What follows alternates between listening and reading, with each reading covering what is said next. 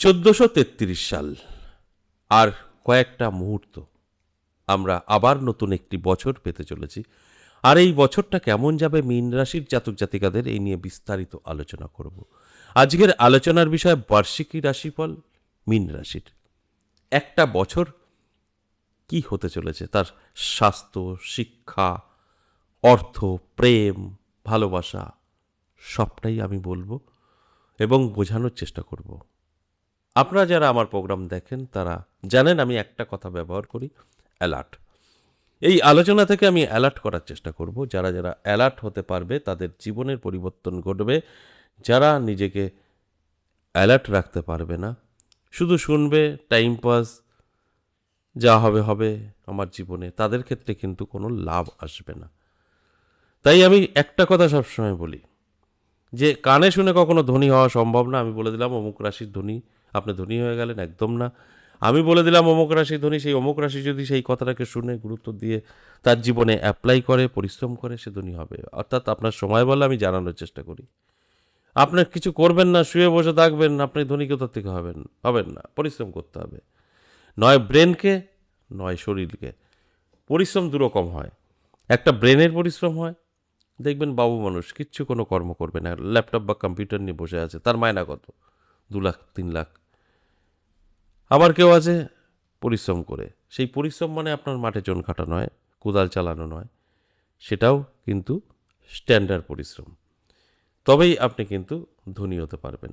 আর আপনি যদি মজদুরি করে ধনী হতে চান, যে আমি পরিশ্রম করব, দিন রাত কাটবো, আপনি ধনী হতে পারবেন না। আপনার 8 ঘন্টার দিনমজুরি কত? 8 ঘন্টা ডিউটি হয়। আপনি যদি ভালো কাজও করেন, আপনার নাম ডাক ভীষণ থাকে, না এ ভীষণ কাজ করে, তখন আপনার 12 মাস আপনাকে লোকে কাজ দিয়ে রেখেছে, কারণ আপনার কাজ ভালো। সেক্ষেত্রে আপনি যদি না ঘুমিয়েও 24 ঘন্টা আমাদের দিনরাত, 8 ঘন্টা ডিউটি আপনার, আপনি জন দিচ্ছেন, রাজমিস্ত্রির কাজ করছেন বা যে কোনো শ্রমিকের কাজ করছেন, 8 ঘন্টা আপনি ঘুমালেন না, 3 টিপ আপনি কাজ করলেন, আপনার কত হবে?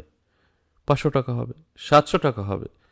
না ঘুমিয়েও যদি করেন 3 4টা 2100, 2000 টাকা হবে। 2000 টাকা মাসে হলে, রোজ হলে মাসে কত? 60,000 টাকা। আপনি 60,000 টাকা না ঘুমিয়ে থাকতেও পারবেন না, সেক্ষেত্রে আপনাকে মাঝে মধ্যে ঘুমাতে হবে।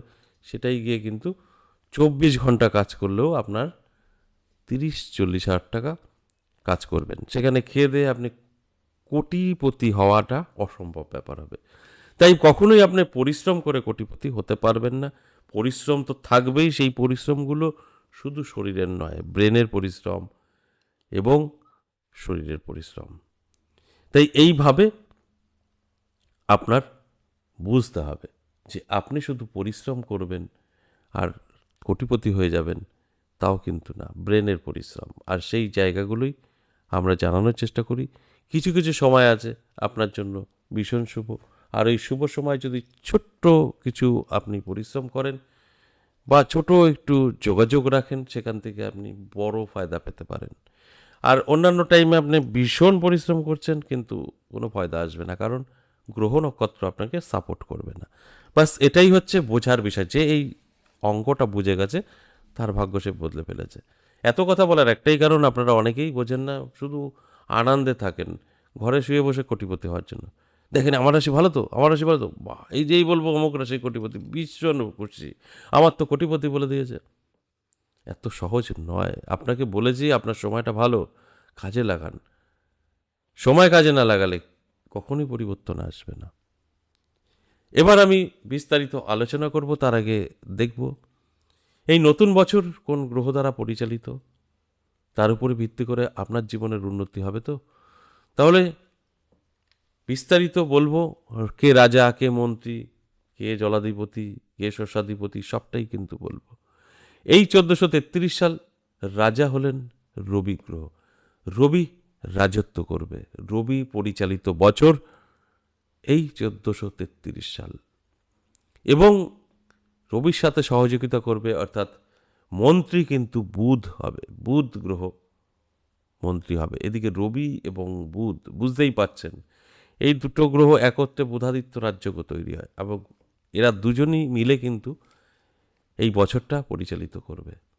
অর্থাৎ এক কথায় যদি বলা হয় তাহলে রবি রাজা, বুধ মন্ত্রী। শনিদেবের কি দায়িত্ব? শনিদেবের কিন্তু দায়িত্ব আরও বড়। শনিদেব হচ্ছে জলাধিপতি, মঙ্গল হচ্ছে শ্মশাধিপতি। এই বছরটা এই 4টে গ্রহ দ্বারা পরিচালিত হবে। এর ফলে কি হবে? যেটা বললাম, শিক্ষা, অর্থ, স্বাস্থ্য, প্রেম সবই কিন্তু বলবো, এবং আপনাদের অ্যালার্ট করার চেষ্টা করব। দেখুন, এই যে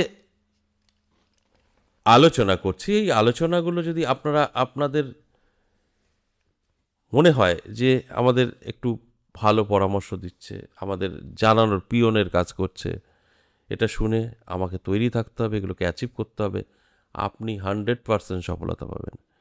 আর যদি কেউ মনে করেন উনি বলে দিয়েছে তো আমার কনফার্ম হয়ে গেছে, কাজ বাজ ছেড়ে দিয়ে ঘরে শুয়ে থাকবেন, তাহলে কিন্তু ভুল করবেন। এই পয়েন্টগুলো শুধু আপনাকে জানতে হবে, তবে কিন্তু এই জায়গা থেকে আপনি সফলতা পেতে পারেন। তাহলে আসুন, কি হতে চলেছে মীন রাশির জাতক জাতিকাদের বিস্তারিত আলোচনা করি। আর্থিক দিক থেকে যথেষ্ট ভালো থাকবে। আর্থিক দিক থেকে কোনো দুশ্চিন্তার কারণ নেই। ইনকাম আপনার কিছু হলেও বৃদ্ধি পাবে। শুধু বলবো, অ্যালার্ট থাকুন, চোখ কান খোলা রাখুন। স্বাস্থ্য মধ্যম থাকবে। এই স্বাস্থ্যটা আপনার কিন্তু একটু সময় নষ্ট করতে পারে, তাই সচেতন থাকতে হবে, শরীরের যত্ন নিতে হবে, রিচ খাবার থেকে দূরে থাকতে হবে, তাহলে ভীষণ ভালো থাকবেন। শরীর স্বাস্থ্য একটানা এই বছরটা ভালো কিন্তু আপনার থাকবে না, আপ অ্যান্ড ডাউন থাকবে।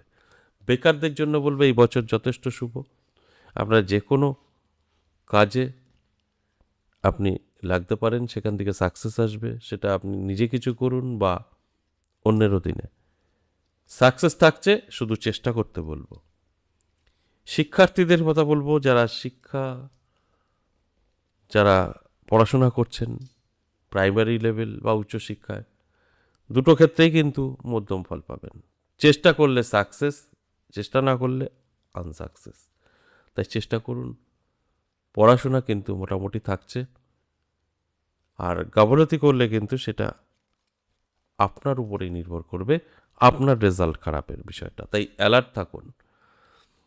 দাম্পত্য পারিবারিক সুখ শান্তি যদি বলি, যথেষ্ট ভালো থাকবে। শুধু স্বামী স্ত্রীর মধ্যে নয়, মা বাবা ভাই বোন প্রত্যেকের মধ্যেই একটা আন্তরিকতা লক্ষ্য করা যাবে। অর্থাৎ এক কথায় বলতে গেলে ভীষণ শুভ এবং ভালো রিলেশন এই বছরটা ওভারঅল কিন্তু ভালো চলবে। মাঝে মধ্যে তো হবেই, সেটাকে অতটা গুরুত্ব না দিলেও চলবে, কারণ একটা বছর তো 2-1 দিনের নয়। এরপর বলবো, যারা লাভ রিলেশনে আছেন, লাভ রিলেশনের ক্ষেত্রে কিন্তু খুব একটা ভালো হবে না এই বছরে। কোনো রকম রিস্ক নেবেন না। বিয়ে বা কোথায় পালিয়ে যাওয়া, বাড়িতে জানানো, এগুলো কিন্তু করবেন না, কারণ আপনারা এই বছরে মানে দুজনকেই চিনতে পারবেন, সত্যটা সামনে আসবে, তারপর আপনি যে কোনো ডিসিশন নিতে পারেন।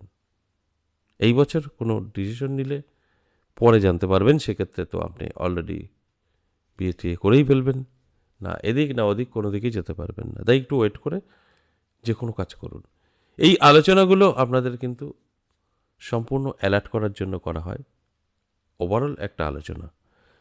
আপনার যদি সঠিক তথ্য জানতে হয়, আপনি পার্সোনালি আপনার জন্মছক বা হস্তরেখা কোনো অ্যাস্ট্রোলজারের কাছে গিয়ে দেখিয়ে নিন, সেখান থেকে সঠিক তথ্যটা জানতে পারবেন।